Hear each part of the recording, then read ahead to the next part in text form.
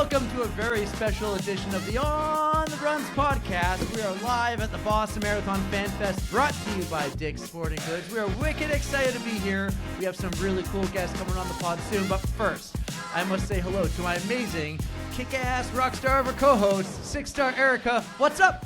How's everybody doing? We have a crowd today. Thank you so much, Eric. It is such a blast to be here. I mean, I think we made it.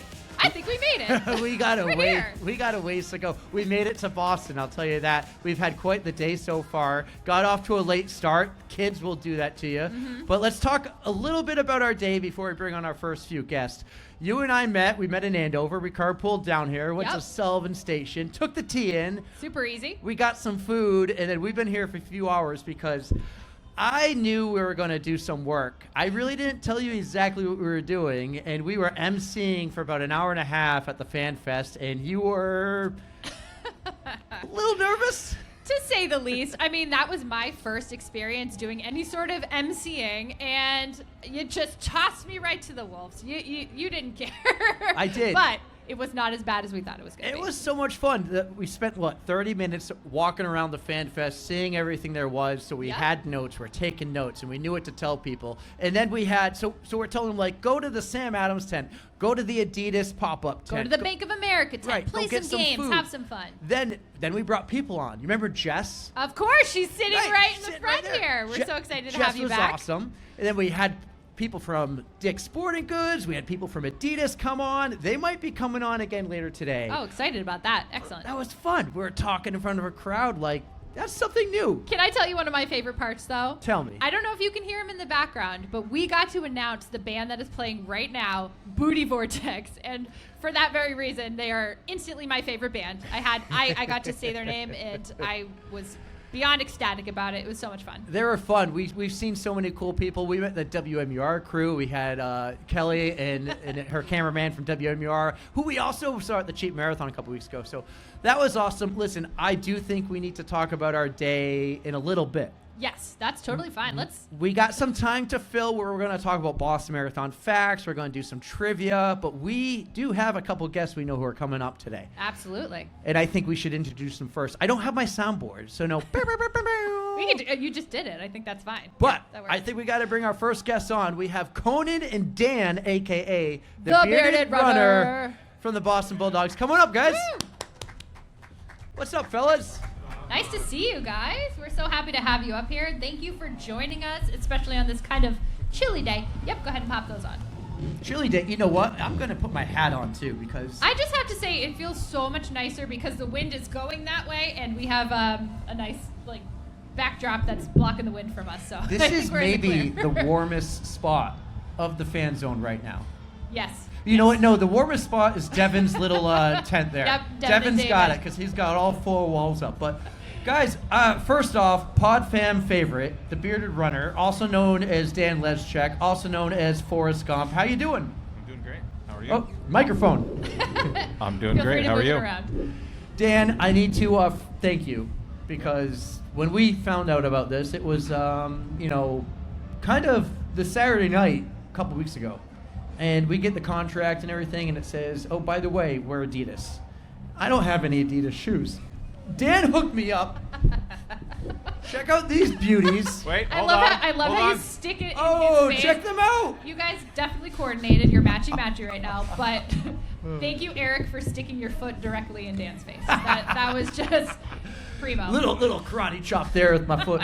Dan, how you been lately? We haven't talked to you since last year's Boston Marathon. Doing good. That's not true. I've talked to him. You just got to get out more. I got to get out more. Dan, you brought a friend, and I'm super excited about this friend. I got to talk to him the other day on the phone. But first, let's get to know Conan Langlois. How are you doing, Conan? Doing well. Thank you for having me on. Thanks, man.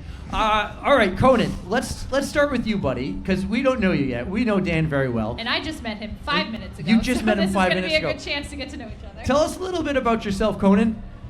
So, born in Massachusetts. I belong to the Boston Bulldogs running club. I've been a member for 7 years. I was not a runner before 7 years ago. Grew up playing sports and stuff in my life, but never really thought about running. I'm in recovery. and the Boston Bulldogs are a club that supports people that are in recovery.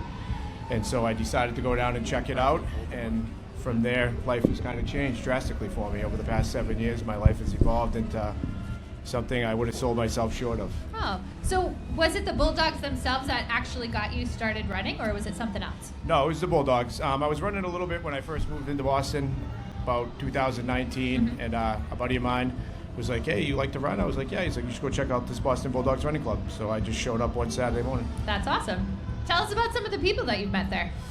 Oddly enough, I met Dan there. Excellent. Dan's a member. He's been a member for a couple of years now, and also tons of other good people, but I met my wife there. Oh, I love that. Oh, we, we love a good love story. We need a love story here. All right.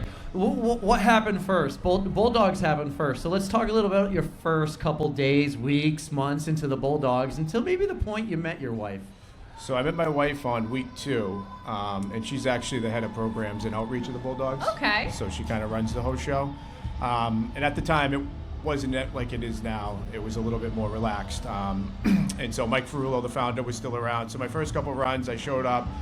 Mike Ferrullo gave me a call, as he did to everybody when they showed up there, just to introduce himself and wanted to let you know he's there to support you and kind of give you some more information about the Bulldogs. And then the following week, my wife showed up because they were all down at the Cape or something, I think, doing a run. Oh. And they were doing the Superhero 17. And so they, like, 15 Bulldogs showed up all dressed up in these, like, crazy costumes. And that was the Wait, first time tell I me met a little bit more about this race. Like, or is it even a race, or is it Well, just the a training Superhero run? 17 is just like all the charities get together. And they all dress up Oh. in superhero costumes on the 17-mile run. How and fun they is that? Yeah, and they just all kind of run out on the carriageway on the marathon course. Oh, that's amazing. Yeah. That's so fun. So that was like my second time there, and then from there it kind of just evolved, and I come to realize that the Bulldogs, as much as they are a run club, there's like so much more inside there that they do to help you with an overall like holistic approach in recovery. Okay. And life in general. So I feel like their 3 principles could translate to anybody. Can you share those principles with us? I can. So the first principle is self-leadership, which is basically you're just going to show up for yourself, right? Okay. Anybody who's trained for a marathon can relate to the fact of like Monday morning, it's 4 a.m, you got to get up and run those 6 miles on your own, and nobody knows if you do it or not, but you got to get up and do it and Yeah. show up for yourself. The second one is transparency, and that's more about just being honest with yourself, basically being mindful.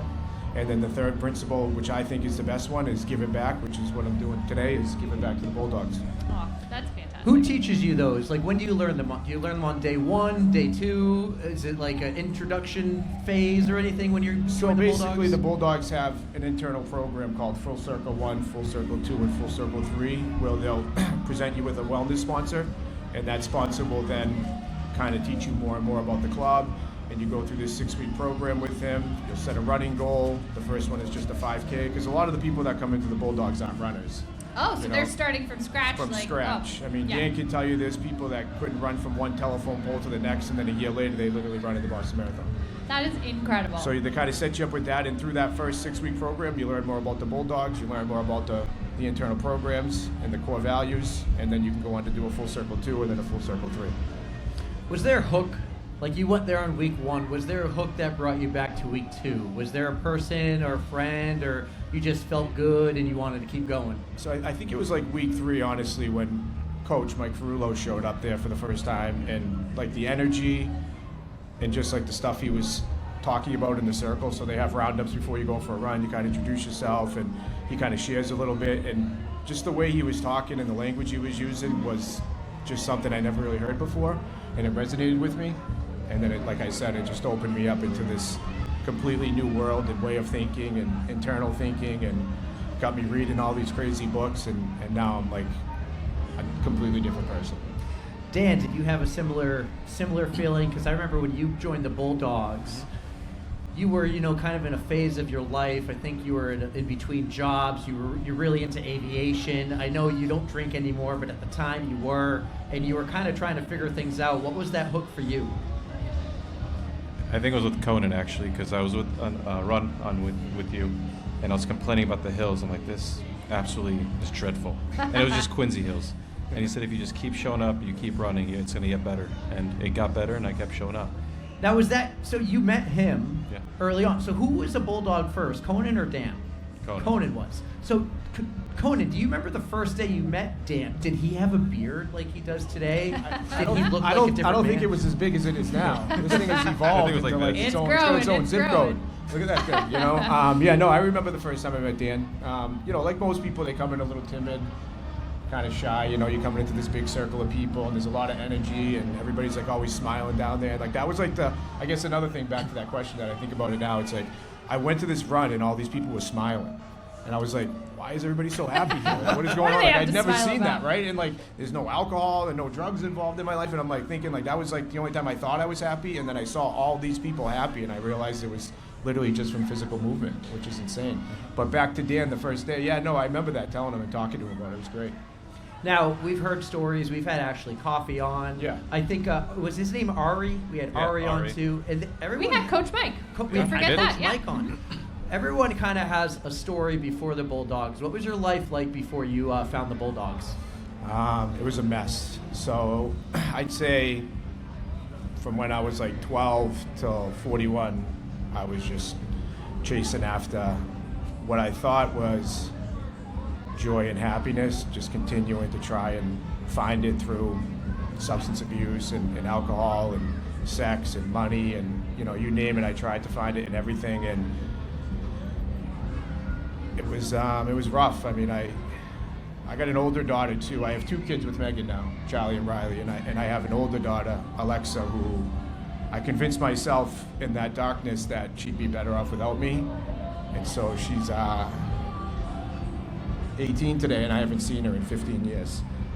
I'm so sorry to hear that. No, it's okay. I talked to her mother enough, and I'm trying to work on getting back in her life, but I allowed that to take that from me, and so that was like when it kind of really got dark, and I just went down this path and started doing everything I never thought I would do, and continued to cross every line in the sand I'd never cross, and finally I overdosed at 41 years old, and I used to always say, I'm not afraid to die, and then I died, and I was scared, and so for the first time I raised my hand and said I need some help, and that's what got me out here into Boston, and that's what got me to the Bulldogs, and now my life is, like I said, completely different. I mean, I remember holding my first daughter at like 3 weeks old and in the glider, and apologizing to her, telling her I'm sorry already, because I didn't know how to love. I didn't know how to love her. I was afraid. I knew I was going to mess her up, and so I look back at that, and now the conversations I have with Charlie and Riley are like the complete opposite of that, because coming here and finding the Bulldogs and meeting Coach, I learned how to love myself, and so now that I can love myself, I can love everyone else. Conan, I just have to say thank you for sharing. I know that's not an easy thing to do, and also we're so proud of you for reaching out for help. That is something that is not easy to do, and you are just so strong for doing that. And I mean, look at you now. It did turn things around, and as hard as it is good, and I'm glad that it helped you. Appreciate you. Thank you.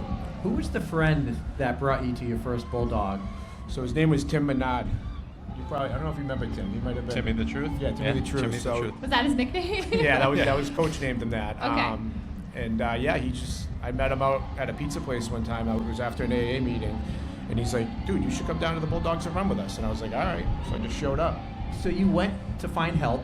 Yep. And eventually you're doing AA meetings. Yep. And you meet people in AA. Yep. And this guy, Tim the Truth, Tim the Truth. Yep.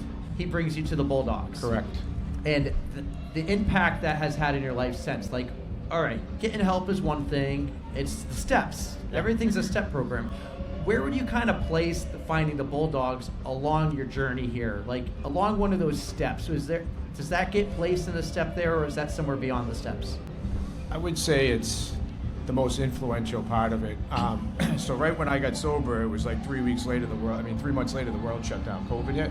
Oh, Yeah, wow. So AA and everything at that point, it kind of got taken away, but we could still meet up because we were running outside. And so I think without the Bulldogs, I don't want to go ahead and say I wouldn't be here today because I don't want to blow Coach's head up too much, but I think honestly, it helped me get through. They taught me how to be a man and how I'm supposed to act in life, and how to deal with those cravings and urges, and just hitting the pavement, quite honestly, was probably the biggest thing. I mean, I remember like a lot of Saturdays I would just go home after a run and then just didn't really know what to do with myself, a lot of energy, and just go run.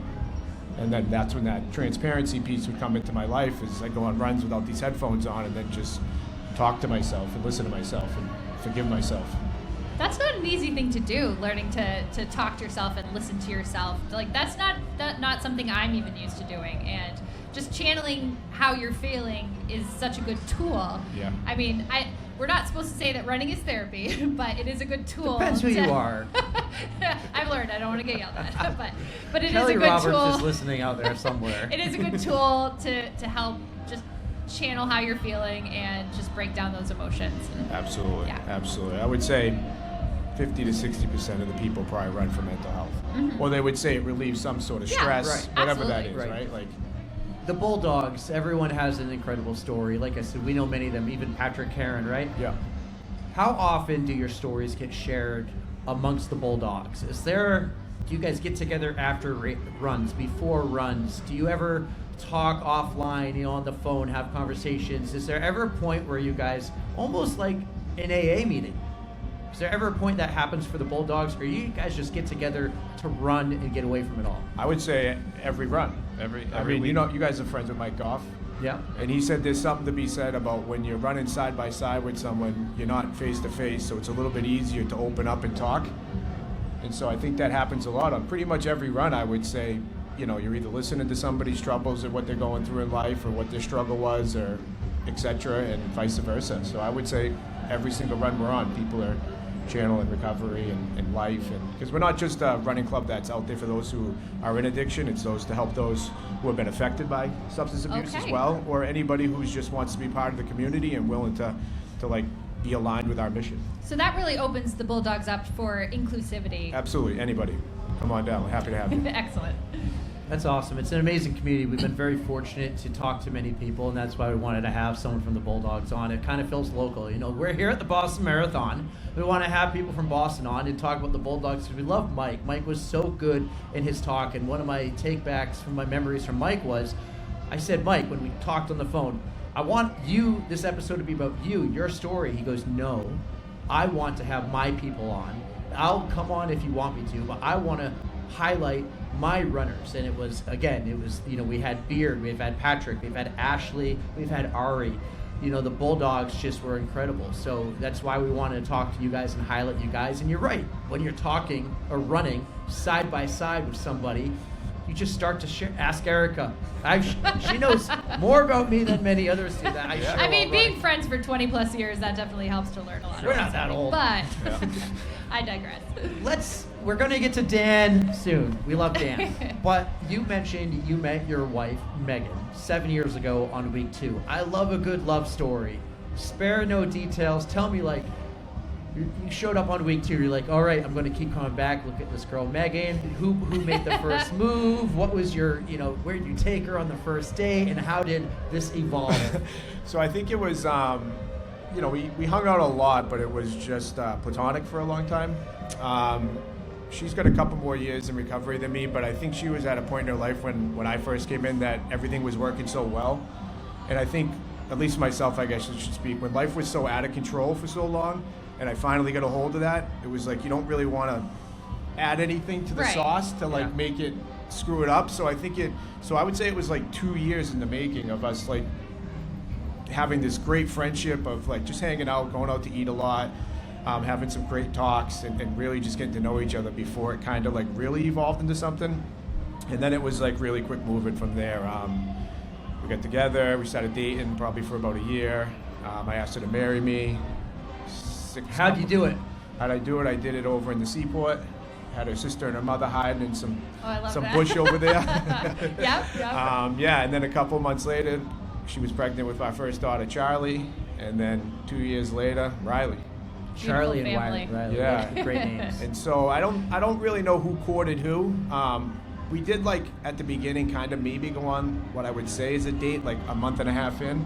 But like I said, again, she was part of the Bulldogs, and at that point there wasn't many people involved in it, and it was maybe she thought it wasn't the right thing to kind of fraternize with the with the Okay. members. I mean, I which get I that. respect, I get right? I mean, it. it's not like they had the HR department here. We don't have an HR department. True, yeah. But I think it's like one of those type of scenarios, and maybe a little bit of fear. So, but yeah, life today with her, I can't imagine. I'm so proud of her. She's running Boston this year for like her second year in a row. I ran Boston in 2024 for the Bulldogs. I qualified, which was great because I didn't have to raise money. It's always a little bit of a burden, No, but absolutely, for good cause. absolutely. But this is like her 7th or 8th Boston and her 12th or 13th marathon overall. Incredible, So yeah. she's like a runner, and Dan's a runner, and maybe you guys are. I don't really consider myself Hey, a runner. if you run, you're a runner. No, I That's get full it. stop. But I think right now what I'm saying is if it was like raining out, I think I would not run. Yeah. You know what? I feel that because my only Boston was 2018, and I just had to go with it. So that was not good running conditions. Fair weather runner over here. Yeah, I mean, if I was training, that's one thing, but Yeah. I'm not like that runner. I don't. I was the same until this past summer training for the New York City Marathon. It was raining one day, and I had to do a workout, and I was just like, you know what? It's not that bad. Let's go out and do it. Because you never know what's going to happen on race day. That's Yeah, what for our sure. friend Maurice says. He always says there's no treadmill on race day. So what are you gonna do? Just do it. Just get out I there. can't do the treadmill. Nope. Nope. not your thing. Treadmills, no. This past winter, yeah, we can. It's tough. Dan, Beard, Forrest. Listen, I know you've been The on the answers pod to all of those, before, yes. but let's, for the people listening for the first time, because it's been a while, tell us your Bulldog story. Back in August 2022, I was thinking about wanting to do the Boston Marathon. It's been on my mind for a while, and I was attending the Orange Theory in Quincy, and a woman overheard me saying, "You want to run Boston?" I said, "Yeah." She was like, "Hey, there's a run club right across the street that might have bibs for you." So I go home, I research the run club, and I actually broke down and cried because I read all of the core values of what they stand for. I said, this is the group I need to be part of because I've been looking to stop drinking because it was starting to take over my life. And I was like, well, this is my chance to go and maybe get a bib. So I showed up. It was Monday, September 12th, 2022. And like Conan said, everyone just had smiles. Smiles. Like, why is everybody so happy? And I'm like, It's all right, crazy. this is pretty good vibes. And I'm just there in my like big old satchel thing and weird shorts, running shoes, wrong size, everything. And I'm like, all right, let's go run. And I keep telling everybody, I want to run the marathon. I want to run it. And they're like, you're going to do it. Trust me, you got the good vibes and everything. And I put in my application a week later. And then Coach Mike Ferrullo called me on September 30th. It was a Friday, going down the Cape and said, hey, I got great news. You're running for the Bulldogs for the Boston Marathon in 2023. And the rest is history. And here we are today. Incredible. Do you, what do you remember, Conan, about that first time you saw Dan? I mean, he's in there again. You've been a Bulldog for a while now, and you got a new person. So not only what do you remember, but how do you kind of approach a new Bulldog with their first week or two coming in? Well, I guess it all depends on like how I feel their personality is. Sometimes I let them ease into it. You don't want to like be on top of somebody, kind of give them some space. But Dan was pretty outgoing. He right away was like, I want to run the Boston Marathon. That's pretty much what he was there for, I think, at the beginning of it. And I was like, well, you're at the right place. We can probably get you a bib. Just gonna get ourselves there. I do remember though, what was it? So the hill part I remember, and then I think he was a little, maybe, I don't want to say nervous. Were you nervous? Probably. Yeah. I think I remember being a little nervous. So I think once again, I kind of just like went with him, went running, listened to him, let him talk. Kind of just like let it happen organically. And then he did whine about the hills. He did. And I was like, if you're going to run Boston, You gotta this run the little- hills. This little hill Yep, in Quincy yep, here that's pretty should not be important. the one you're worried about. So Dan, I think you've run every Boston Marathon since. You ran 23. Yeah. You ran 24. No. Oh, not 24. No, I skipped. So last year. Well, he definitely did 25. Yeah. We remember him Yeah. from that Yeah. year. And I then- think everybody does. This year you're running the Boston Marathon again. Yep. And then immediately after you cross the finish line, Yep. you're taking a shower. Yep. You're going to Logan. Yep. And you're flying to London. Yep. Well, yeah. Yeah. Have you Close ever enough. done a back-to-back like this before? No. Are you nervous? A little bit. Yeah, but you've done the ultra. You're good. Yeah, I'm good. I did an ultra, Did it so all we're in one fine. day. That's So- I know, Ultra right? marathon. That's It's right. nothing. Not a big Come on. deal. With You have like 6 a days week of rest. rest. What are we Yeah, talking 6 about days. here? It's totally fine. Yeah, This so- is fine. I'd be more nervous about the flight. Like you're on an overnight I know. flight, red eye. Do you have like a lay down seat? No. No? So I've you're com- going to be Not an everybody economy. can afford I know. that, Eric. We're not all rich here. Economy, you're going to be crammed up. Like after running a marathon, so bring yourself like a roll recovery. Or I got something. compression pants. There you go. So I'm getting those on. There you go. Yeah. Let's hear a little bit about your story, Dan. You're the bearded runner. Let's talk about the beard. Okay. When did it start? I saw a picture of you one day. He's iconic, I think it was everybody. April Fool's or something. Oh, And yeah? I was like, you shaved it off. No, it was an old photo. I didn't even recognize you. Yeah. Tell me the journey about the beard. I was dating someone at the time, and they're like, "Oh, you look great without the beard." So I kind of shaved it all off, and I was like, "Oh, great." And things didn't happen, so I was like, you know what? I'm not going to let anyone tell me how I want my beard to be. I want it to be the way it is, and I just let it go, let it flourish. It was 2022, and since then it's just been growing. Do you ever have to trim? Do you have to give it maintenance? A little Do you have bit. to give it color? A little I bit. mean, you're losing some color over here. Yeah, I want this. Hey, there's nothing wrong with I want the gray salt. hair. I want the salt. There's nothing yes. wrong with no hair either. Come on. See, thank you. Thank you. Thank you. No. Last year, you called me, maybe about a month before the Boston Marathon. Yeah. You're like, I have a vision. Nobody knows this. Can you keep a secret? Yep. And I'm like, Dan, I don't know, but I can try. You told me you wanted to run as Forrest Gump. You had the shoes. You had the shorts, Yeah. the top. You had it all. And we're going to make a skit. We're going to make a reel. You're going to run over. And Erica and I were going to act like we're news reporters. Why are you running? Are you running for world peace? You know, what's Are you running for the animals? I'm trying to remember Yeah. what's in it. We actually had a script. We had Ian, and he wrote it on a piece of cardboard. And Ian, I still have that somewhere. I kept all the signs, so it's somewhere. he hid behind kind of the camera, and Erica and I weren't really looking at you. We were looking at our lines. We had to get it right because we had one shot. And you had the greatest line ever. What was your line? I just felt like running. I just felt like running. That's it. So, tell me about So good. Forrest Gump. You had the beard. Yeah. What was the vision? When did you come up with this concept and what led to the phone call? I think when I knew I was going to run the marathon, I had to do something crazy, and I wanted to do Forrest Gump. So I actually reached out to Mike Scott, and I said, "Hey, I have this crazy idea." He's like, "What?" He's like, "I want to run as Forrest Gump, but I need to do it in a certain pair of shoes that a certain brand made back in the 70s. What do you think?" He's like, "Well, are you gonna fun run it, or you're gonna rip it?" I'm like, "No, I'm gonna fun run." He's like, "Send it, just do it, get them." So I bought the shoes because they just came out with that shoe, I think, a year prior. They re-released it. So then I was on the mission to get the shoes, the shorts, the wig, and the shirt, and that was it. And I kept it quiet the whole time, and I didn't even wear the shoes until race day. Nobody knew. Nobody knew. No one knew Dan, until nothing race new day. on race day, and here you are wearing a brand new pair of old 70s style shoes.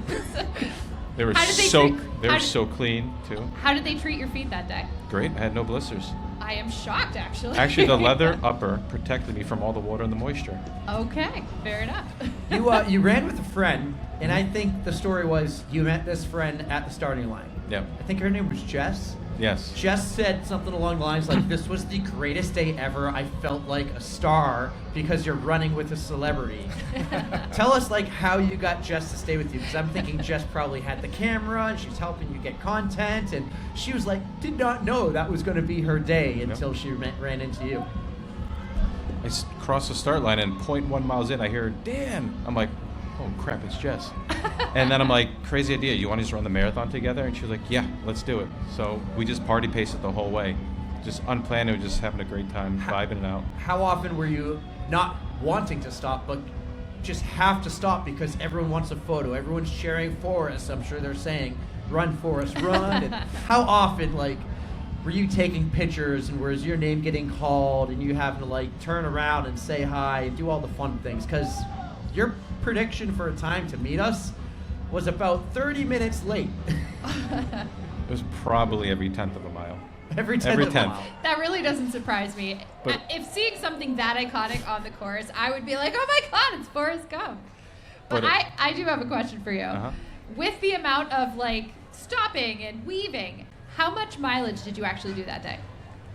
I don't know. I should check my Strava. I bet it's probably a solid 27 and a half Probably. miles, something up that way.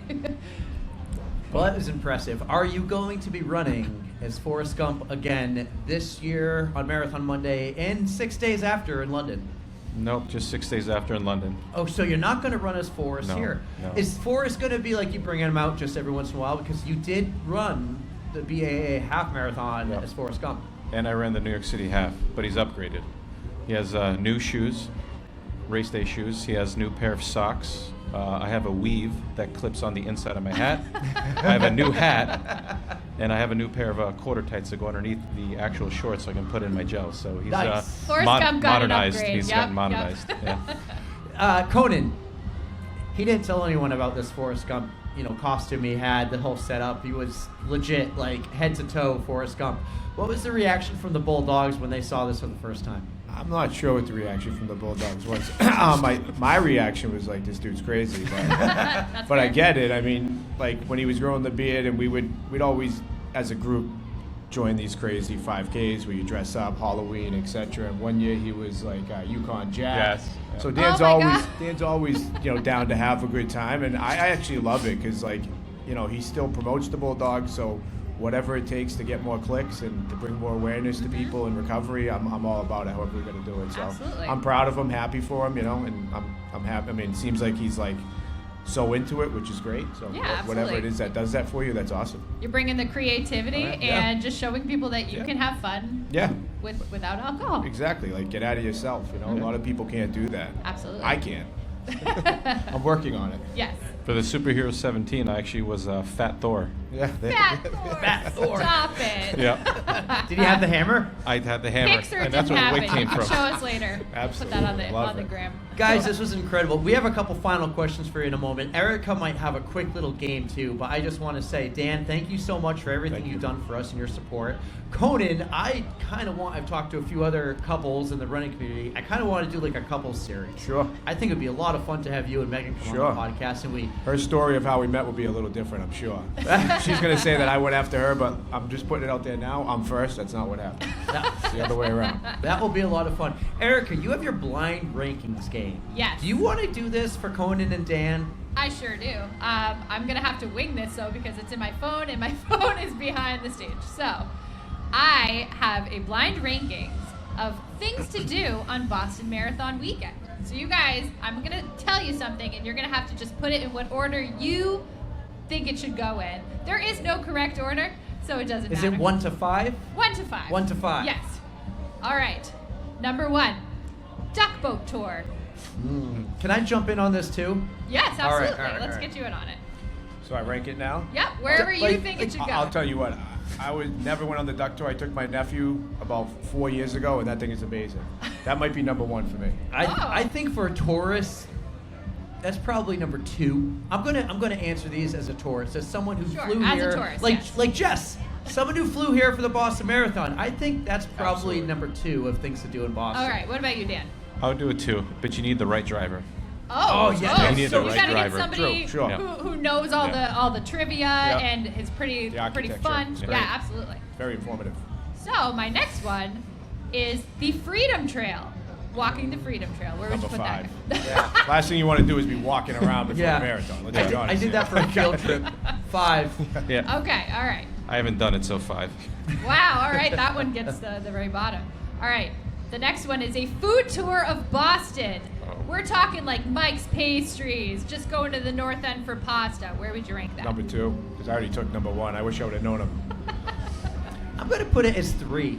I already took 2 and 5. I'm gonna put it as 3. Food's not always on number 1 on my top, top of my Wow. list. All right. Number 1. Ooh, See, sure. okay. All right, the next one, I'm going to say Fan Fest. Where are you going to put Fan Fest? Number 1. That's why I left number 1. Way to go, number 3. All I was right. expecting Num- to hear like a Sox game at Fenway or something, but We're not done yet. We're not No, done. we're not Yeah. done. You're right. This guy jumping the gun. My last one, a Bruins game. Ah, See, that would be number 1 for me. I messed Being up. I'm a hockey fan, grew up playing hockey my whole life, but now it's number 4. That stinks. Oh, See, say Sorry, that's why Bruins. these blind Sorry, rankings guys. are Or for very Bobby difficult, Orr. you guys. Oh, 4. 4, yeah. Yeah, that's Did my you last ever one. go to a game at the old Boston Garden? Absolutely. I Absolutely. wish I could I have. remember there used to be all the smoke in there. You Yeah. up above the smoke, you couldn't My- even see the My ice when I was a parents kid. took me The for fog. Disney on Ice, Yeah. and I vaguely remember parts of the garden, but I don't remember Disney on Ice. But I remember the building.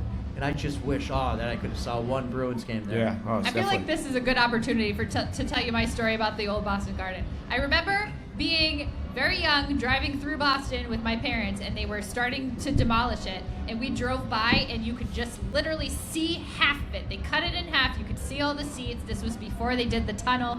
Like it was the craziest thing that just stands out in my mind. And I remember Eric sent me a picture of it once because you could just Google it, and the highway were right by it. And it was just the coolest thing. That's super unique. They just tore down Matthews Arena. Yeah, which was Northeastern. Did they do the same thing? Yeah, they lots of pictures. I mean, it's gone now. Oh. But there were pictures that looked similar. It's the first ever place the Bruins played a home game, Matthews Arena. It's like one of the oldest rinks in the country. Yeah, I think it was the first hockey arena in Boston. Yeah. I learned something today. Too bad they had to tear it down, but you guys were incredible. Listen, Dan, Pod Fam for life. Conan, welcome to the Pod Fam. Let's bring Megan on. Thank you so much for coming to Boston, to the Boston Marathon Fan Fest presented by Dick's Sporting Goods. You came from far because you live in Quincy and you don't live close by either. South Shore. South Shore. Okay. So Even further. All right. Well, Dan, wishing you good luck. And you're not running Conan, are No, you? You're no. just supporting Megan. Just cheering. So. Just cheering. Hey, that's a job in you itself.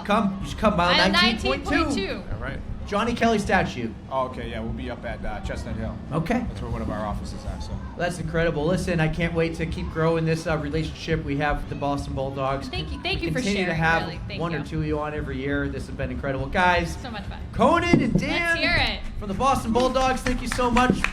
Little. Me too. Listen, our next guest has arrived. Thank you guys. But I actually want to pull an audible. Okay. I want to bring someone else up because she came here to hang out. She was one of the people. She won the T-shirt signed by 7 American marathoners who are running in the Boston Marathon. Jess, do you want to come up here and chat with us? Woo! Yeah, Jess. Jess, how you doing? Jess is from Utah. Have a seat. This is her second trip to Boston, and you got a T-shirt earlier because Erica and I were doing the emceeing in front of the Fan Fest stage. Listen, we've never done that before. How do you think we did? You guys did great. It was fun. It's Thank you, enjoyable. thank It made you. me feel comfortable. It was very, very nice. That's Thank you. awesome. We appreciate you. So you're from Utah. Yes, I am. Are you born and raised in Utah? No, I was born in Chile, in Concepcion, Chile. Very cool. Now, Yeah. Utah has some great skiing, Yes, but I yeah. think Chile has great skiing, and it's Yes. in the summertime. Yes, it is. So it's opposite. So when we have winter here, we have summer there. So usually a lot of the skiers go from the U.S. or other parts of the world to Chile to Yeah. practice skiing. When I make it, Erica, in the summer I'm going to Chile. Yeah, Hey, have at it, absolutely, man. it's beautiful. Will you come with me? Absolutely, Show yeah. me around? Yeah. It makes me wish that I skied. That's the one thing I don't do. I don't like being cold. that's my I don't even know what you want to call it. I draw the line. Jess, everybody has like a balance. They have to balance the things not to get burned out. So for me, it's skiing. I ski all winter. I run all summer. And I kind of dabble in running a little bit in the winter, but I get out on the mountain when I can. So I go to Utah occasionally for work. When I do, I'm going to go out there and meet you. But let's Oh, talk yeah. about you. Yeah. This is your first Boston Marathon. How Yes, you feeling? it is. Oh, I'm actually very excited. I can just wait to go and run it and just have fun and enjoy it. It's been such a journey to get here. And now that I'm here, I'm just having a blast. It's just been great.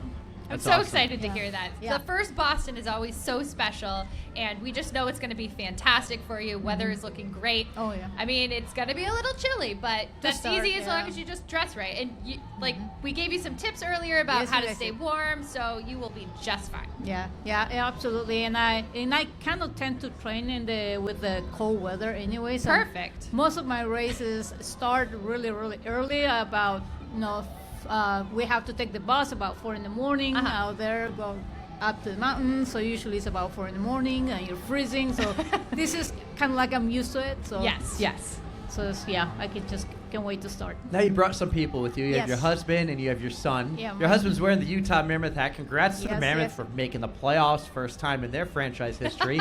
But we're Bruins fans here. You brought them with you. Do you typically bring them around to all your marathons? Do you Yes. travel often to marathons? It's like a Um, fun thing you guys do together. Yeah, that's kind of I know they don't like it as much because it's my vacation time is usually a marathon time. So we've been It's a to, runcation. Yeah, we've That's been- what I love to do. So we've been to 6 different states running together. So they're my support team. They're the ones who help me not to forget anything. My bottles, my chews, my gels, all that. He kind of like make a little list and make sure that I don't forget anything. And wakes up early in the morning, makes my breakfast, gets my everything ready for me God, to go. can you guys come with me to run next The week? only thing that I have Major to do is marathon? just get up and run. So yeah, it's amazing. What have you done so far in Boston besides, coming on the podcast and hanging out at the Fan Fest with us? What's been some of your favorite things you've done around the city? Well, one of the things that we did we went to the Hammond Castle in Gloucester. Oh, you went to so Gloucester. that My was- dad's a wow. Gloucester guy. Yes, we call them Gloucestermen. Yeah, they're always from Gloucester. Very nice. It was, I believe, it's a fisherman town.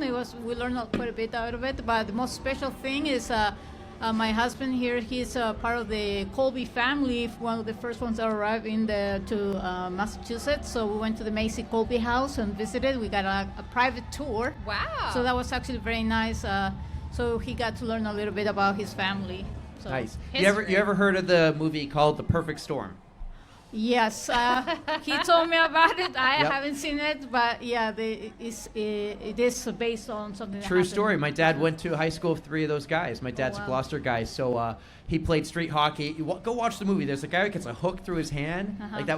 That guy grew up in my dad's neighborhood. So Really? That's small world. Great Yeah. movie. George Clooney and Mark Wahlberg did a great job. Yeah. The Andrea Gale. What a story. Gloucester yeah. is quite the fisherman town. We really enjoyed it. My son wanted to eat at cannoli, so we went to this little cafe called the Cecilia Coffee or Coffee Cecilia, and it was really very, very nice. It was a small shop. Everybody was talking Italian, the Boston accent, and I was like, wow, Yeah. Best of both worlds, this yes. is just like amazing. And he had his cannoli that he couldn't have the first time around, so it was very fun. So it was very interesting to see, and we kind of soak in the culture. Yeah. Now for Monday, have you done any course recon? Yeah, which part are you looking forward to the most? Of course, the hills.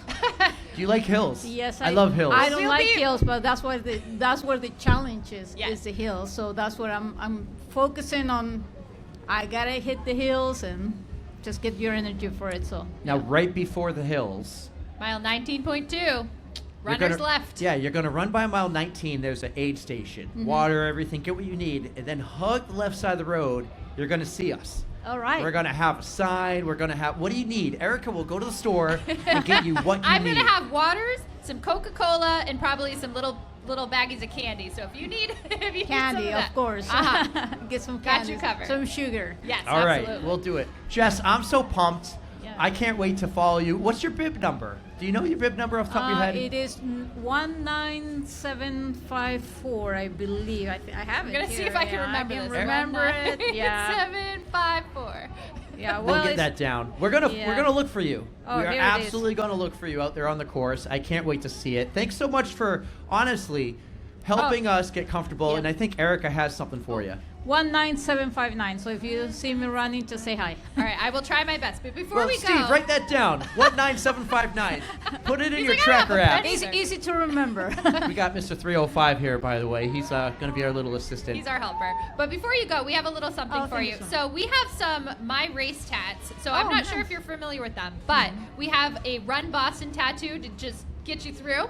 And then these are some face sparkles. Like it's also a tattoo. You just Okay. put them right over your nose as some freckles, and it's gonna help you be fun and sparkly and get you through Boston and with smiles, lots yeah. of smiles. So go ahead and take those. All right, and thank you so much. we wish you the best of luck, Jess. gonna You're gonna be have a wicked blast. awesome. Yeah, thank It's you gonna be guys. wicked You're awesome. amazing. Thank you. Take Thank you care. so much. That was awesome. If I had my soundboard, there'd be a little...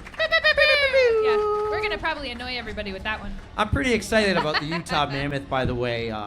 I go to Salt Lake City sometimes to work. Not actually Salt Lake City. I go like 3 hours outside. A little town called Price, Utah. You ever heard of it? That's where you're from? No way. Well, not only do I go to Price, we stay in Price. Then we drive like 40 minutes into the middle of nowhere, some town called like... I can't think of the town name, but it's population 1. I'll share pictures with you later. We go there. So if I'm ever there for a Mammoth game now, I'm going to go to a Mammoth game. But Good big to know. hockey fan I here. still have to visit I'm doing the 50 States Marathon Challenge just over a course of my lifetime. And I'm thinking of St. George. How is that one? Is that one good for a marathon? All right, I'm getting a thumbs up. So What are the- I'll think of that. What are the chances I mentioned Price, Utah, this little town middle, and this guy right there is like, I love I'm it. from Price. This is fantastic. We got our next guest coming on. This is a Pod Fam favorite. This is an Ali G show favorite. And also, I see Ali G in the crowd. So I think we need to bring Dan Foley and Ali G up on stage. What's up, guys? Come on up. Hey, buddy. Do it again. Really? Dan, it's a pleasure to officially meet you because we've only spoken just through podcasting, so it's nice to meet you in person. Welcome. And Ali G, it's always Hello. a pleasure to see you. It's always great to see you. Are you warmer? I am warmer. I'm warmer. I had to do an outfit change. I'm sorry. No, Tried to you look keep- great. I tried to still. keep my old outfit on, but I am not warm. I'm freezing. Dan was like, But you can you understood please? the assignment. I did. You yes. did. You did. So I got to meet Dan last year in New York City at the Peloton Shakeout Run. Oh, that's fantastic. And you've kind of created quite the friendship with the Peloton crowd. You're buddies with Alex. You're buddies with, I think, Ben. Isn't and a few Alex your others. trainer? He's your coach, or? His brother. Oh, his brother. That's brother right. Nick, Thank you. yeah. Okay. Still and good Nick's connection. actually running this year. That's So, amazing. We'll have to add him to the tracker too. Yeah. He's It's a big he's in tracker wave one. list. He's aiming for like a 240. So. Oh, so he's not gonna stop. No. We'll get a wave maybe. We'll Yeah. see. But that's awesome. So, and I'm really excited that Allie's here because, Dan, you came on the podcast last spring, about a year ago, and we did that little Boston series. That was a lot of work. We didn't do it again this year. It was a lot of work. But you came on, you wanted to come on around the fall and talk more about the Skinny Pig Project. And I was like, I would love to have you on, but I actually think you should meet Ali G. And I hooked you up with Ali G, and now I'm a little, jealous about the two of your relationship. You've been on a couple times. You're trying to get her to join Team Skinny Pig. I mean, the two of you have kind of built this cool relationship beyond the pod. Yeah, it's been great. So first of all, thank you to the two of you for Our pleasure. introducing me. You popped my podcast cherry last March, right? So, and here I am. And then you introduced me to Allie, which has been fantastic. Through her podcast, I was able to get Doug and Selena from the Peloton community to run Boston this year for Team Skinny Pig. That's awesome. Yeah, really, really cool. They raised close to $45,000 for Team Skinny Pig, which Not is a amazing. big deal. I Unreal. stole Eric's line right there, but hey, that's huge. And Big deal. Allie had me back to kind of give a recap of my New York experience, Yes. which was, this is not the place to say it, but New York, Don't the say New it. York City Don't say it. Marathon was my favorite marathon ever. Until Monday. I mean, Well, you're not running Yeah, he's Monday. not I'm running. not running Monday, but I will tell you, the Boston finish line, there is nothing like it. The Boston finish line is the best finish line, for sure. Agreed. At what point, so I ran New York last year, and I don't think there was any point besides one small little section where the crowds weren't going nuts and wild. That kind of happens in Boston as you make that right, and then you make that left down Boylston. And then you got the Wellesley Scream Tunnel in mile 19.2, but Boston, you're running through small towns. You're running through, you got Hopkinton, Ashland, Farmingham, Natick, Wellesley, Newton, Brookline, and then Boston. I knew that.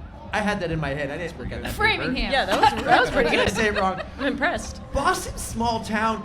It's neat because in New York you run through the boroughs, and then in Boston it's a small town. So the crowds are a little less until you get there. So it's like a build up to the finish line, which is pretty epic. Absolutely. Yeah, I mean, look, Boston's very unique. I love starting in Hopkinton. The downhill is pretty amazing. There's a bar in Ashland on the left where the crowd is insane, and they're 3 deep by, 8 a.m. before the race even wow. starts, Yeah. right? And which is incredible. And you're right, you have those lulls, but it makes those moments where you hit the bigger crowds that much more meaningful, right? So I can think of mile 5.5 is where my family usually is. I believe that's right before you get into Framingham, maybe? I don't know, you I've called only out I've Framingham, only so- run it well. He said it wrong, so All right. but I've only run it the one time, and I don't remember. Yeah, I don't and- remember a second of it. And that's the first boost of energy you get, and then you get to that halfway point, and then you get to the Newton Hill. So yeah, there's a lot of build up, and it is a fantastic marathon. Don't get me wrong, it's up there. I say I gotta I run love it. Boston. I gotta run it to compare. We do know one thing though. They're both better than Chicago. 100%. You guys, just give me. Sorry. I'm not hating on any cities. Sorry, Erica. Anyone from any city that wants to run for Team Skinny Pig, I love you all equally. Speaking of Chicago, real quick though, I'm so sorry I missed you. He was there last year, and I was looking for you on the wrong side of the road. That's all right. I tried so hard, but we got some awesome pictures. But thank you for being there. Absolutely. And supporting apparently the third best of the majors, I guess. I don't know. 6. What? Oh, that's crazy. Hot take. I feel very jilted right now. So you mentioned Team Skinny Pig. Let's talk about Team Skinny Pig. Allie, by the way, jump in here as like a third co-host at any point with Dan, ask some questions. But Dan, tell us the origin story of Team Skinny Pig. Yeah, all right. I just came from the Dana-Farber marathon kickoff party, pasta party, and night of inspiration, whatever, however you want to call it. So I might get a little emotional, but Team Skinny Pig is in honor of my brother, in memory of my brother, and he passed away from cancer in 2024. Team Skinny Pig is a team we created to walk originally the Jimmy Fun Walk in 2023, and the name comes from my niece. She wanted to name their family pug Skinny Pig, which I think would have been adorable. Yeah. And Actually, it gets my vote, so yeah. Me too. But It's cute. he was named Bruno instead, which he's a fantastic little pug, and I love him. Reminds me of my brother every time I see him. So in honor of him, and to kind of give my niece those kudos, we named the Team Skinny Pig, and now we have the Team Skinny Pig Fund that raises money for Dana-Farber, specifically for my brother's oncologist, Dr. McGregor. And he's doing a lot of research with the money we're raising for renal cell cancer. And thanks to Eric, we now have a goal to raise $1 million. What was the original goal? The original goal was $100,000. And 1 year ago when we met and talked on the pod, where were you at in that 100K goal? I believe when I was on the pod, we were at maybe about close to 50,000. Close to 50. And then in the fall when you jumped on the LG show. And then again, Yes. you jumped on the LEG show. Yes. So what were it you went at? to 80,000. I'm happy to announce that we are just shy of 150,000. Wow. As of Not today. a big Man, deal. that's incredible. Oh, that Yeah. deserves a button. Yeah. I wish we had the soundboard. Wish I had my soundboard. Yeah. I need it back. We'll have it next year. I already talked to them So about Dan, it. is that an official goal, $1 million, or is that just like I'm gonna say it is and we'll see what we can do kind of So goal? the official goal that I have signed paperwork for committing to Yeah. is 350,000 right now. Okay. It was the 100. I upped it once we reached that, but we're gonna hit $1 million. There's no doubt in my I mind. No love doubt. this. When you commit to that and you sign paper, is there a timeline? Is there a commitment to get that by this date? Or is it just at one day you'll give them 350K, you'll write the check? So they do 5-year commitments at a time. So that way they can tell the oncologist or the doctor that you're fundraising for, hey, you can count on this amount of funds by year XYZ.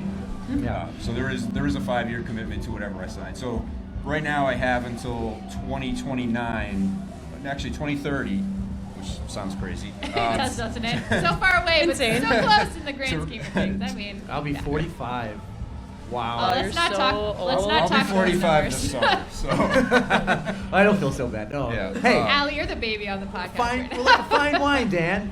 I think Yeah. we're two good-looking guys. hey, and you know what? I ran my fastest marathon ever last year. Yeah. That's See, right, I you love did. this. Faster as a master. That's what Yeah. I'm Yeah. like channeling that because I turned 40 this year.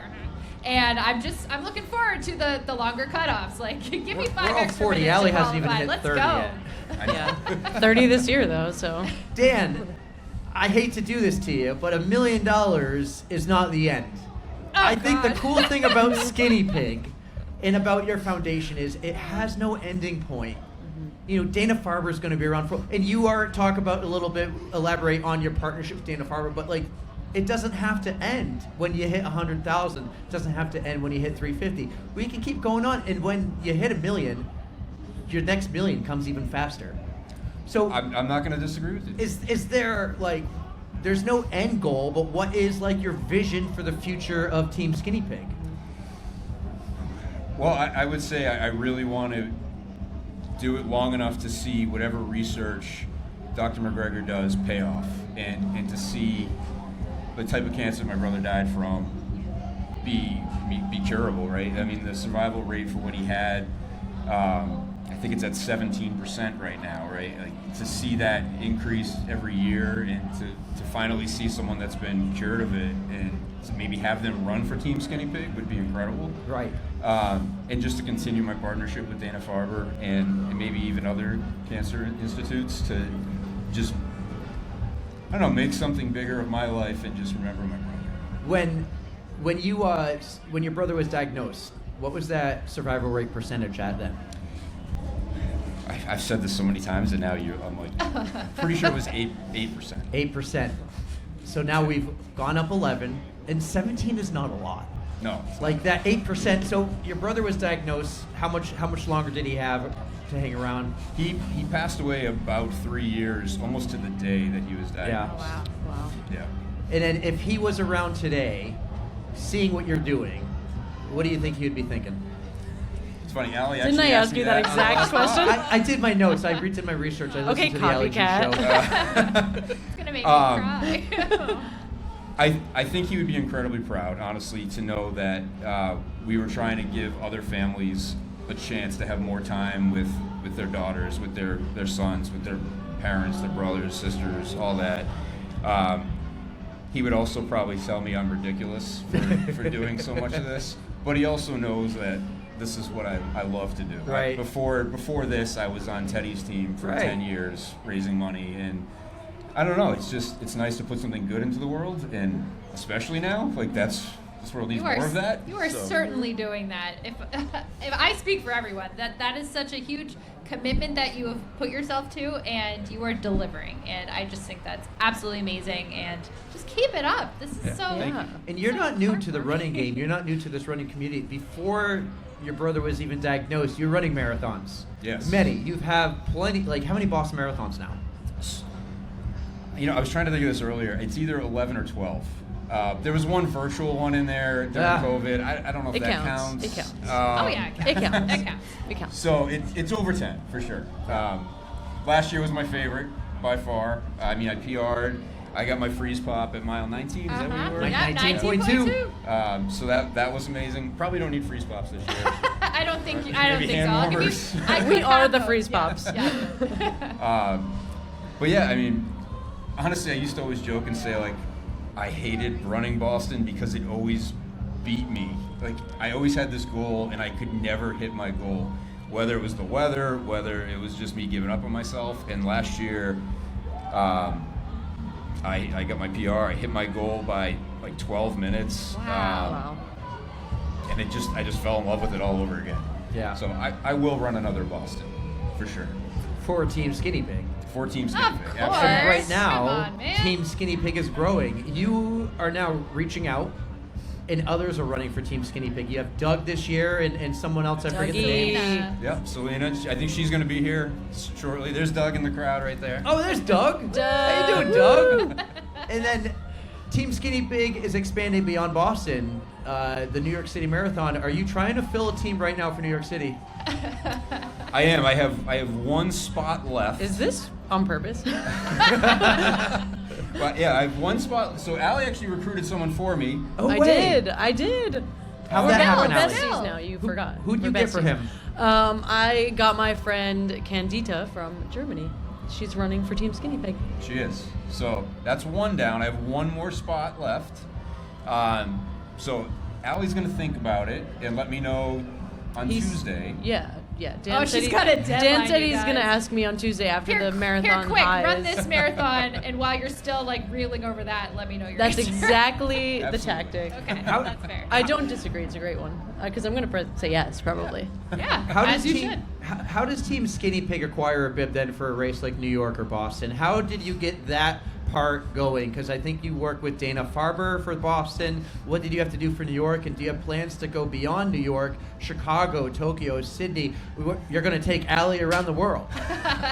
Yes. Raising lots of money for a great cause. Exactly. Yeah, so I'm really good at fundraising. I'll give myself credit for that. I don't give myself credit for much, but I'm pretty good at fundraising. And through the partnership with Dana-Farber, they know that I can commit to raising quite a bit of money.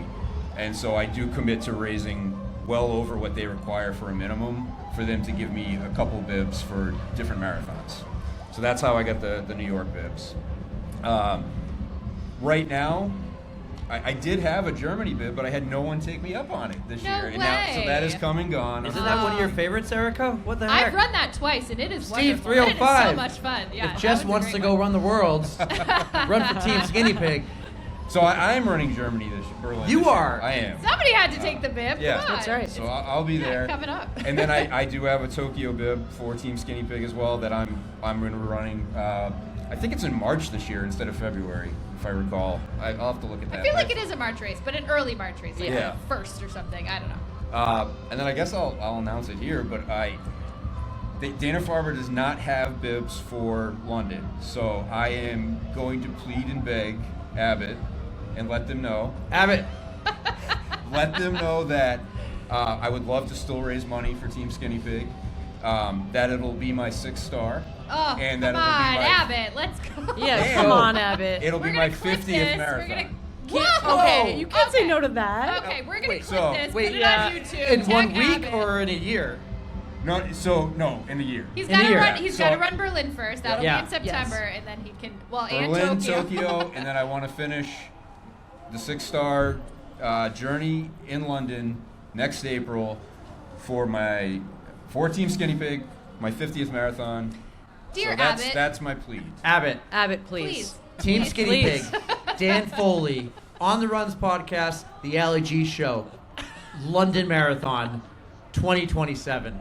If we have any we go. pull whatsoever, please. We'll all go together. We'll put on a show. We'll do it all for Don't you. hold it against us, Dan, if this doesn't work. But I'm sorry. It's going to work. We're trying. We're trying. It's going to work. I mean, look, I know I could sign up for a number of charities for London, right? There's a ton out there. They're pretty low minimums for fundraising, but I don't want to do it for anyone other than my brother.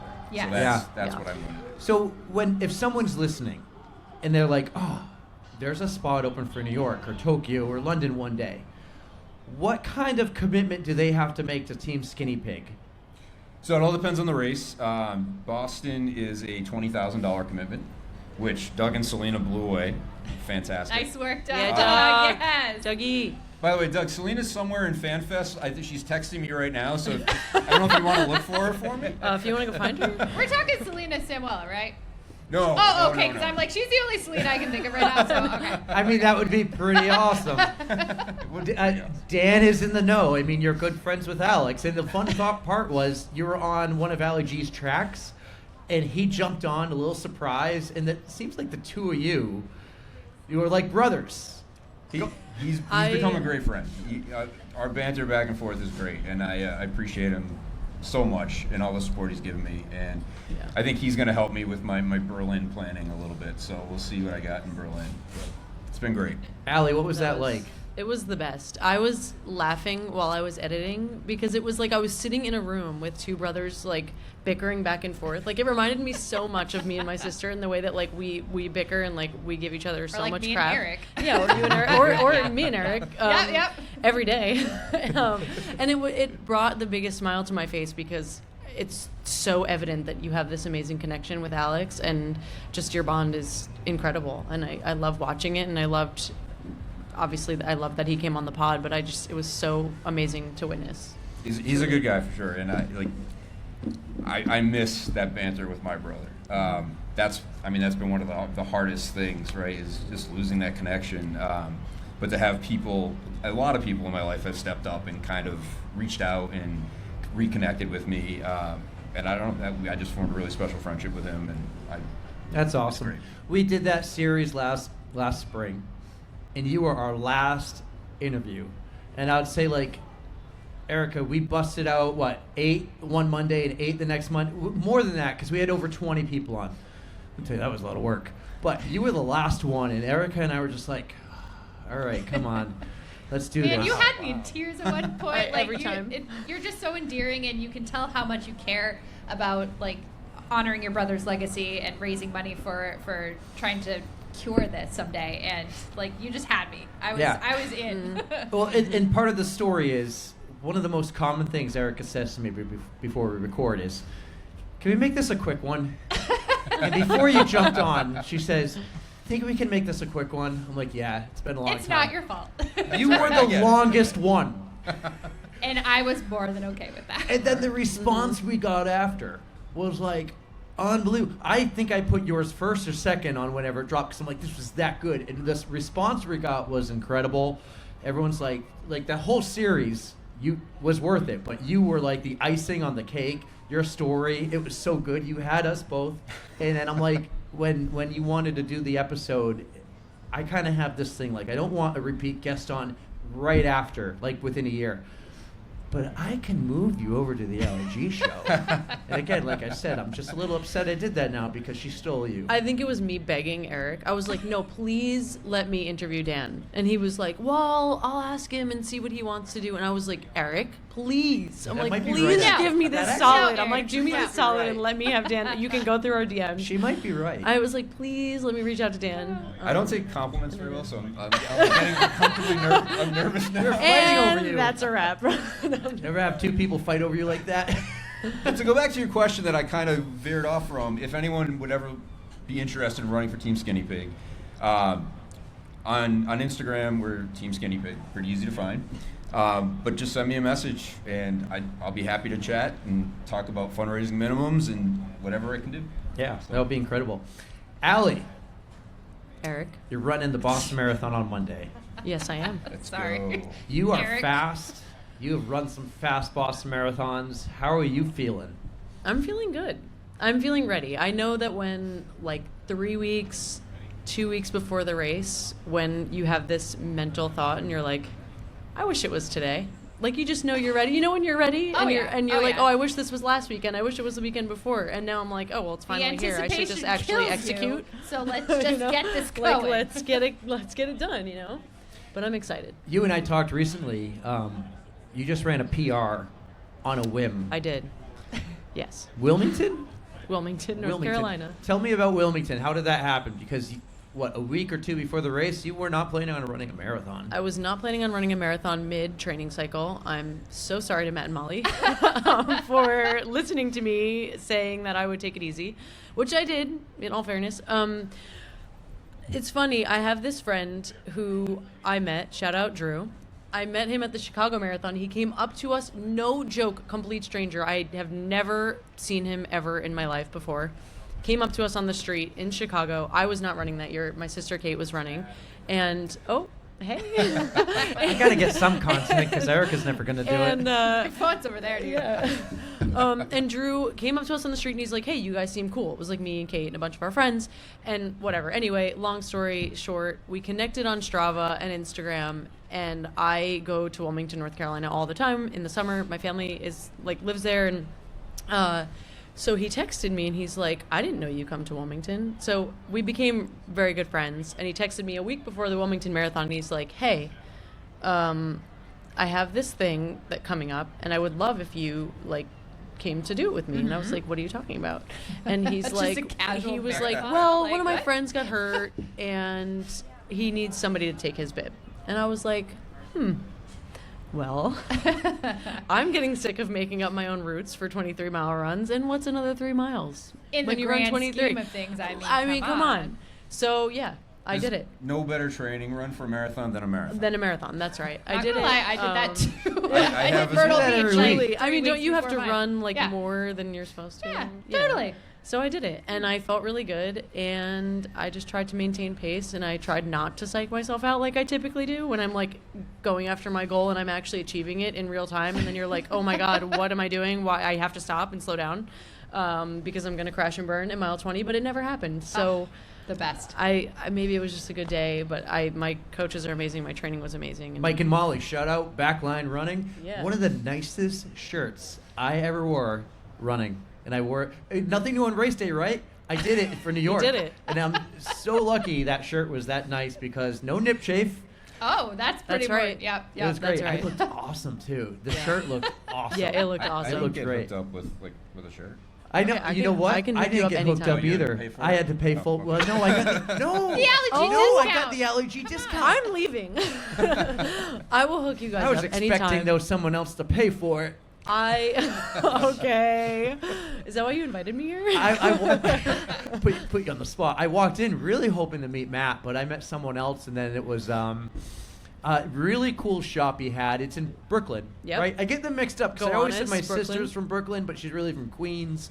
But I went there, parked, really cool store on the corner, and I even think they have an upstairs. You guys did a show before, and it kind of has like a, I don't know if a cafe feel is the right feel, but you walk in, there's just kind of like a low-key vibe, Yeah, you're like- chill, you could chill. hang out. Okay. It's not like a retail store that you walk into any retail store and it's just lined up with clothes. It's got ambiance. Like, It does like the have clothing, ambiance. the shirt I had to Yeah. get actually, I had to walk in the back. Which is cool, I will note, because the great thing about Backline is that they print everything on like a screen press. Oh, And nice. it's so cool to watch it. And You get to so actually the watch Well, it? I actually learned how to do it. I Skills. cannot say I'm great at it, but I'm no longer calling myself an artist. I don't know why I ever said that. But it's cool because when you walk in, as Eric said, it's like a little hangout space, and they have some stuff They hanging had maybe up. 2 racks with like maybe one of everything at a size. Yeah, and you then wanna- if you want it, they'll go get it for you. Or Oh, you, cool. Yeah, and then if you walk in the back, you can see how it's made. That feels like a more tailored experience than just Yes. just shopping. It's So, amazing. Yeah. It's like that sounds like the city upscale experience. Yeah. versus, That's you know, exactly we need a where I'm backline from Boston and office. Yeah, we do need a How are we don't going to get grow that where I'm How do from we Matt do and that? Holly, how are we going to do that? We need investors. Yeah, we do. I know the person who runs the Backline Instagram page. They're pretty cool. Oh. Yeah. Yeah, me too. I don't know. Yeah, they don't follow on the runs. I only met her though. like one time. Guys. Guys, this was super cool. Dan, you've been such a cool. We're so honored to know you and to have you be part of our podcast. That's an understatement. Yeah, man. Yeah. that is an This understatement. is, I you know, appreciate it. when we left that series we did last year. You know, we love Dana Farber for the breast cancer awareness month we do, like a Christina Cocoloto, right, and Jay Duncan. Jay Duncan. Yeah. But help me out on the hockey mom. Ann Keene. Ann Keene. Like, we met her during the series too, and so we've always been big supporters of Dana Farber. But there's this one story where I was trying to raise money for adaptive sports, and I lost out on sending money to a huge, like, our work. They sent the money to some huge company. I'm like, no, these adaptive sports, small charity, they need the money. I always kind of go for the small guy or the guy who does the thing on their own, and that's kind of what you are. And I got hooked on that, and I met you in New York at the Peloton Shakeout, and I said, dude, whatever we can do in the future, I want to do it with you and Team Skinny Pig. And you're kind of like on the side with Dana Farber. You work along with them. So Yeah. I'm super happy, and I'm looking forward to everything we can do, and us and the Allergy Show to help Team Skinny Pig. 100%. That's awesome. I appreciate it, guys. It's been great to have any kind of platform. So this has been great. This has been great. We'll do it every year. We'll Every year. keep spreading the good word in New York and Boston, and one day London with Team Abbott. That's right. And Abbott. my daughter would be really upset if I didn't mention this because she told me to. She has planned a 5K for Team Skinny Pig. Whoa! Yes. A little unconventional. It's during the summer, so it's gonna be. I love summer It's gonna running. Yeah, I be mean, hot. it's gonna be better hot. than My this. language. All right, so it's going to be early August before she heads out to Foss Running Camp. Oh. Fun. But I will give you more details on that as it gets closer. I love it. Love it. I love it. Locally, I hope. Yes, it's All going to right. be in our hometown of Uxbridge. Awesome. That's going to be so much fun. Let us know. We'll pump the tires for that. We'll show up if we can make it. Yeah. And I can't wait to keep doing this with the both of you. Allie, Yeah. it is 7:43. How'd I do? Oh, right How'd I on do? time. Real quick, if you want to pump the tires for the LG show, edited by By Newt over here. yeah. Ooh, From she On called the me Runs. Newt. That means That's usually my thing. So well, that means you're in. That means Allie's in. real friend. Real friend. Really? That. Is that what it means? He doesn't Yeah. let everybody call him that. No. Oh, I don't even. so- I don't even know if you're It's letting not me. that. I just It's did the it. people I who went for really it. I know went me for call it. me that. So Yeah. now you really know me. Yeah. Wow. Well, you're Newt He's, from On the look at Runs. him. He's smiling. He's I like, know. I love you're it. blushing. You're blushing. I love it. I Where'd love Jess it. go, by the way? We need Jess back here. So. We'll He give just got Jess. aired. Well, Hold on. there's a couple Jesses. There's a couple. There are so many She's like, I Jesses. came back. I came back. I think we need to, when Jess gets here, we need to bring Jess up, but I also think we need to bring Doug up. You think Yes, Doug's ready for a Dougie. podcast? Doug, Doug. That's Selena right behind him. Oh, Selena, you want to come on? So I think I should give them the floor. please. Oh, let's do Thank it. you, guys. Let's do it. You're the Guys, best. thank you so much. Kick butt on Monday, Ali G. Have such a blast. Very It was nice. so good to Officially meeting you. officially meet you. I love you. Thank you, man. You. have class, and I'll have Thanks for your- being a your part of stuff, this. So you're all good. Let's do it, Selena. This is like a small family feel. So come on, have a seat. How you doing, Doug? Nice to meet you.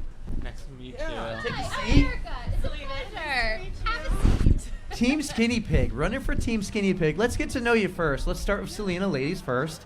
Selena, how you doing? Where are you from? I'm good. I live in New York right now. I'm originally from the West Coast, from the Seattle area. Are you in New York City? New Or- York City, New yes. York. Very What part of nice. New York? I live in the Upper West Side. Upper West Side. I don't know that. I know Sunnyside, Queens. Well, just think 2 blocks away from Central Park, and then you're right there. Right, are you? So you must be right near the New York City Marathon course. I am, yes. It's really easy to get there. Did you and- see me running? I have this beautiful head of hair. Oh my gosh, I did see You you. remember me? Yes. Remember him? He had Yes. sparkles. It was I did. covered I in had sparkles on at my You were the ass. really shiny one that blinded my husband. Yeah. Yes. Yes. I see. I remember that. I ruined the picture probably with my head. Yeah, the lighting was too much. Are you a marathon runner? Is this your first marathon? Are you experienced? This How is my first Boston, Okay. but this is my 4th marathon overall. I started running after I had my son, who's in the audience there. He's Aw. 2 years old.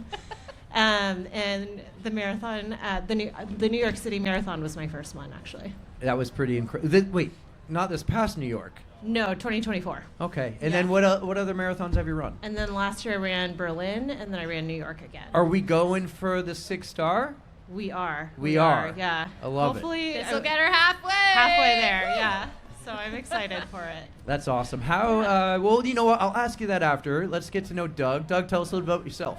So I am from New York, born and raised in Chinatown, near the Brooklyn Bridge. Very similar running story. My first marathon was New York City, 2024. Had a very horrible experience, but I really enjoyed it I nevertheless. love those Oh, stories. no. though. Yeah. I just got Tell really us- tell us bad more. food poisoning like No. the Friday before. Listen, have you ever heard of us? This is us. Yes, yes. Yeah. That's kind of Yeah. our specialty a little bit. Yeah, no. I mean, it came out the other direction. Oh, no way. No. Yeah. I managed to make it to the end, and then the volunteer was ready to medal me, and I was like, I need the bathroom. Hang on now. a second. You, Oh, you didn't get the no. volunteer, though, did you? No, no. That would have been a better story.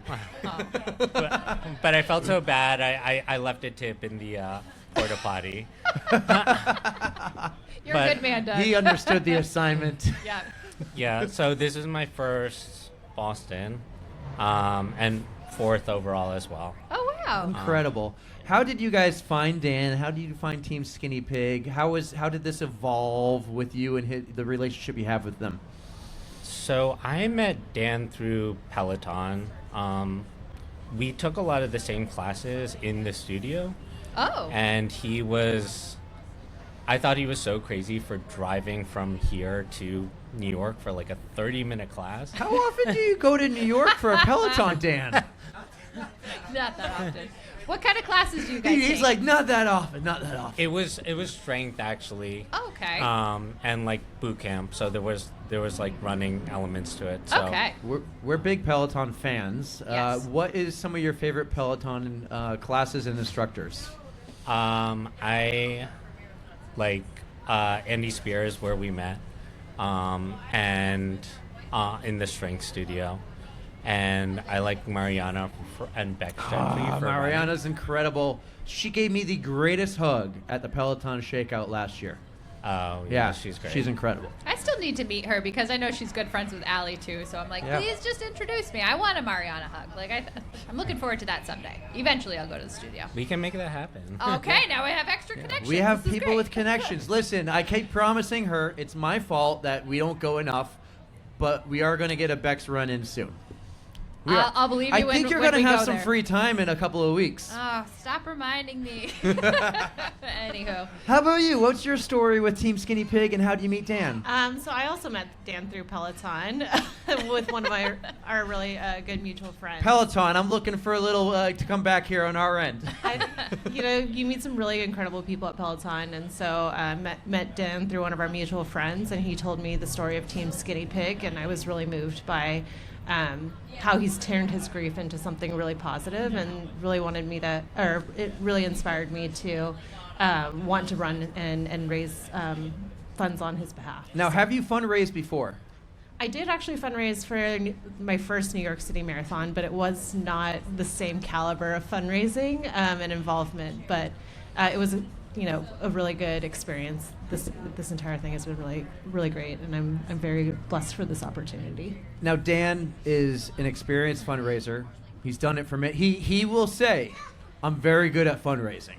Right? So he's confident. I feel like he's really $150,000 later, that you got to be okay at it. But what I think though is he's even a better teacher probably. He can help you guys fundraise. What are some of the things he's done? Like, share the tips. Yeah, How the did tips you that he guys might get have there? given you and helped you learn, because he has to raise 20 grand, so it's 10 grand each. That's a lot of money. What are some of the things you did and maybe that Dan helped you do? I mean, you just really tap into your network and your community and just never stop talking about it. I think that was one thing that I learned. Yes. Even to the point where if you're asking someone multiple times, they know. So like by the time I came here, I had a whole community behind me being like, oh, it's like time for the Boston Marathon. Like, how are you feeling? And so that's kind of, I think one tip is just always getting it out there, no matter who it is. My physical therapist, my dentist, my doctor, everyone knew. They have money too. They do. Yeah, dentists especially. Tap into those networks. Yes, absolutely. That's smart. Doug, what were some of the things you did? Just call on rich people, really. No, I mean, like, I remember Dan was trying to get us to do, like, a football squares thing, right? Yeah. And I was like, I don't know what the fuck that is. I'm just going to call say the the least, top 5 richest people I know and say, this is a tax write-off. and I like your style, I do Doug. too. I like your style. But the good thing is, like, I mean, like Selena said, people get invested in you, and that's really empowering. And I think it gives you something to draw on when you're going up those Newton Hills. Exactly. So, Well, this has been incredible. What are your hopes for on Monday? Like, are we doing a fun run? Are we going for a BQ? Do we have Victory goals? lap. Yeah. Yes. That's what I like, the victory lap. Well, so I don't think you can see this right now, but I'm in a walking boot because What? I have a couple partial tears in my tendons. So my goal is really just to finish. Okay. I'm very confident I can, but it probably is just not going to be the time I was initially training for. You know what else you'd be good at? You'd be good at ice hockey, because that's the ice hockey player's mentality right there. You know, I actually did ice skating a little different, but yeah, same kind of a mentality for sure. Well, if you need anything, we'll be at mile 19.2 on your left. Wonderful. What do you need? Erica's going to get it for you. Well, I'm giving you some My Race tats because perfect. this stuff is going to get you through. Here we go. Yeah. The least Just- I can do. Thank you. Yeah, no, I'm really excited and just looking forward to seeing everyone in the crowds. It's just been unreal to be here this weekend and seeing the energy. So. Well, thanks for coming here and being a part of this. Thank you This for is having super me. cool. Thank you, Dan. Our crowd has gotten bigger. That must mean we're Yeah. good at what we do. Yeah, this is awesome. They're like, get off the stage. It's all me. We got a couple minutes left. Hey, Doug and guys, thank you so much. I'm sorry, I'm terrible with names. Selena. Selena. Oh, I should have known that. I said it. I love Yeah. Selena. You know. Point to me, Eric. I'm better at that. That's right. You stick with names. Doug and Selena, this was awesome. Thank you so much, Dan, for Thank bringing you. them. This was incredible. We got a few minutes left, and I see in the crowd my favorite girl with purple hair. I think we need to bring Jess up. But Selena and Doug, thank you so much. Thanks Good so luck much. on Monday. Have fun. Thank you. Have Hope fun. everything goes well. It'll be good. Jess, and how about Mr. 305? Yeah, let's go, friends. This is fun, and we got our favorite little 2-year-old too. He got a duck. You wanted the duck. He got the duck. Maybe next year. Ah, sit right here. Sit right here. Talking to the mic, and this is fun. Welcome back to the pod. How was your trip today? It was really long. It was really long. Did you just get in today, Jess? Yes, I did. We got in maybe around 3, a little bit after 3, and then just traffic getting here was atrocious. Oh no. Here, you need some My Race tats. Let's hook you up. I would love some. Thank you. Over there, Erica's gonna get Jess some My Race tats. Steve some doing My my Race best. tats. Oh my God. This Give is Steve incredible. more My Race tats. So Steve had quite the journey too. So Steve, talk about your whole entire weekend. You were not just running. You're not running. I'm not running at all. You're volunteering all weekend. Which is Volunteering, equally as yes. important. So Thursday I started off volunteering for a small brand, well, good-sized brand, Salt Stick. So I was over there volunteering for a few hours, walking around, taking everything in. Friday I spent about 9 hours at the expo with Shocks, which is another sponsor of the Boston Marathon. Which, by the way, their tent is going to be right over Right there. over there. So right next to us. So I spent Neighbors. all day Friday with them, and then this morning I spent the morning with the BAA, volunteering at the 5K, and then volunteering up the street. So it's just been a full weekend of volunteering and Quite the adventure, hanging out. too. How'd you get here today? So unfortunately, yesterday I had a little rough patch trying to get home. When I got back to my car in the garage, someone decided to smash my window. So it took me a little while to clean that up, drive home in the colds with no window. Made a post on Facebook last night, and my buddy Justin O'Neill, who was running the 5K this morning, he came and picked me up this morning. Got me down here a little before 7. So I've been here hanging out all day, and then some guy named Eric with the C is going to hook me up with a ride home. Yep. Yeah. You're going to be riding with us. It's going to be fun. It's going to be a blast. I can't it's gonna wait. Be a good time. Yeah, I'm sorry about the car window. You had a cold ride home last night, I understand. And also, guys, go to GoFundMe/305. No, I'm kidding. We're not setting up a GoFundMe for your window. What I think is really cool here is look at us. Look at our jackets. We all have a different jacket. Erica and I have the same. So Erica and I are wearing the Boston Marathon Adidas media jacket. One, how cool is that? We got media jackets. I still can't believe it. We This have is really we have media creds in here somewhere. They're here somewhere. Holy cow! You guys, it has my name on it. Steve is wearing the volunteer jacket. Very nice. Look at that thing. That thing's beautiful. Those Boston Marathon colors, and then you have the race jacket. Yes. This is I love that race jacket. Everyone makes a big deal over these jackets every year, and I honestly For gotta good say, reason, Eric. yeah. Adidas does a fantastic job with But these. it's These are different this year incredible. because it's embroidered. Yeah, So excited. because it's the 130th. I was listening Yes. to another podcast, and they were talking about like the decision that goes into that. It's not an easy one. It takes a lot of time. Like, talk to Dave McGilvery. 14 months of planning go into the race. And we talked to Chris Lotzbaum last week on the pod. They're already looking at jackets for next year. Yep. And for 28, he said. Wow. So a lot of planning goes into this. They hit it out of the park today with all these jackets. They really did. Yep. They really did. So Jess, you BQ'd Yeah. here last year. No. Maybe. Yeah. I mean, I don't know what the time is anymore. They keep I don't changing think it. we ever do because you can qualify, but then you have to get the cutoff, and it's a But thing. I BQ'd in Chicago, so yeah. Not a bad race. I No. hear sometimes. No, it's pretty good. You, we love you Never because of keep your track of social it. media. You're a preschool teacher, Yeah. and we found you on social media years ago. You came on the pod maybe 2.5 years ago. Boston Week's 2024. Yeah. But you're a preschool teacher, and you do all your running either in your basement or outside at like 5 a.m. Yeah. And you get out. earlier How- sometimes. How- Sometimes how- earlier. How do you get up that early? I don't know. I'm just an early bird now. You know, in my 20s, I was a night owl, and now that I've gotten older, I'm like, you know what? I like the morning now. Are you saying there's hope for me, Jess? Because I'm still a night owl, but I'm almost in my 40s. I don't There's know. I don't hope know for what to you. do. There's Okay. hope for you. Well, that was around the time the bridge fell. Remember the Key Bridge? Yeah. Yeah. Oh my Gosh, gosh. you're I know. right. They still Yeah. haven't rebuilt it. 2 years ago. I I mean, know. there's It still. takes a while to build bridges. Crazy. It does. Give me a It break. does. Crazy. You've had quite the running journey. It's been really cool to follow because I think it started after kids. It was just like a Yeah. goal to lose weight. You weren't a runner before. No. No. The only time I did run was when I played soccer in high school, and that was about it. And I hated it. Yeah. That's why I was the goalie. But I found running. I found running after kids, Yeah. and it was a way to lose weight. And then it just became so much more. And now I set my sights on even bigger things. Mhm. You know. Well, I think we should end on this. This is going to drop on Monday. And some people might be listening to this on the bus as they're heading up to Hopkinton. Oh, really? What is some advice you might give someone running the Boston Marathon on Monday? Both of you, because you both run. Steve, twice. Yep. You've run at Troy's. This is your third year or fourth? My third. This is your third. So you're both two-time Boston marathoners. Yeah. What's some advice you'd give runners to end the show? Again, I would say, enjoy it. Don't stress about it. You're here to have fun. You made it this far. You did the work. You put in the training. Go out, have fun. The crowd is something you've never experienced before, so it's fantastic. Hey, you took the words right out of my mouth, pretty much.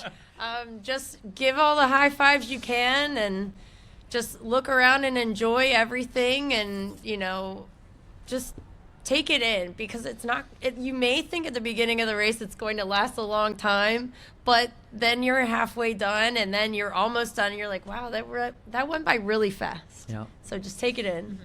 And if I may say something, be like Jess and smile your way through this Yeah, course. smiling goes Feed a off long of the way. crowd. Let them carry you. It really does. I'm telling you. And my friends make fun of me all the time because they're like, look at all your photos. You're so photogenic. And I'm like, I'm genuinely happy to be here. And that is how you should do it. That's right. It's a great name, too. Jess over there.